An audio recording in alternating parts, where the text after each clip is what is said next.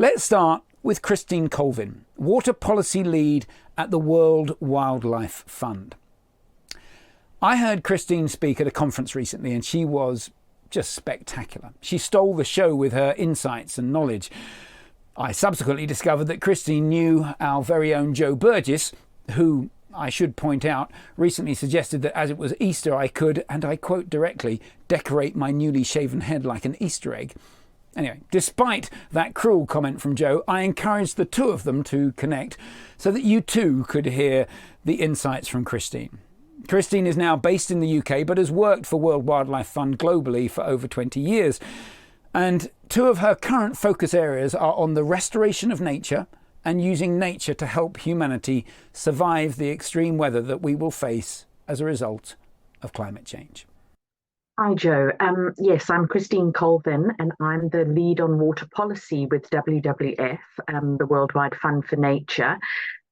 We work globally in most countries around the world. I think we have a presence in about 90 countries and over 5 million supporters worldwide as well.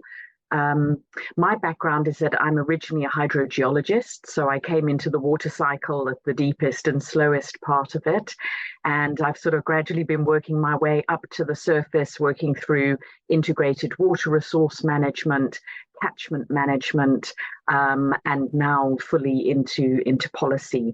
I previously worked with the Rivers Trust and with WWF in South Africa as well.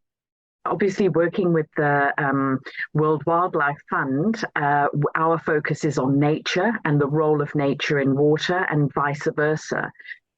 So something that we're really focused on at the moment are nature-based solutions and how critical they're going to be for adaptation. So what we're really trying to do is link these two kind of big global issues together. One about restoring nature and how do we do that, and how do we do that fast enough to outpace the impacts of the climate crisis and use nature as our biggest ally in terms of adapting to the extremes of climate that we know we're going to experience. At WWF, we're working both at the basin scale and in countries, looking at how can we encourage governments, businesses, and local communities to accelerate the implementation of nature-based solutions. And around the world, we're finding that, nature seems like a real no-brainer. You won't have a carbon footprint, you have a much lower ecological footprint, but it's complicated, it takes time, it needs land often, and we're not used to investing in nature and nature's recovery in the same way as we're used to investing in a dam or a treatment plant. So we're working kind of at all those different levels, from the policy level to testing implementation, working with the local communities and seeing how can this be implemented on the ground. The recent UN conference on water, of course, was at the UN headquarters in New York. And whilst the WWF team were there, we did a journey of water from the Catskills catchment, which is where most of New York's water comes from. And the city of New York invested in better land management in that area several decades ago in the 90s. And they saved themselves the initial $10 billion of OPEX costs, of capital costs for a new drinking water treatment plant. And of course, it's saving New Yorkers money every single year now, because the quality of water coming out of the Catskills is so much better with this better land management. And this has really been a great example that, again, the win-win. We've now got a beautiful area that New Yorkers also love to go to for the weekends, and their water quality is dramatically improved by the nature-based solutions and better land management there. Plus, aquaculture in the bay and on the coast has recovered because there are now fewer pollutants getting down into the marine environment as well. So that's been a huge success story, and it's really proven its worth for the long term. We developed a movie, Journey of Water. You don't have to spend an hour and a half, it's just 12 minutes long, and it'll take you from the source to sea. We did this with the Stockholm Water Institute as well.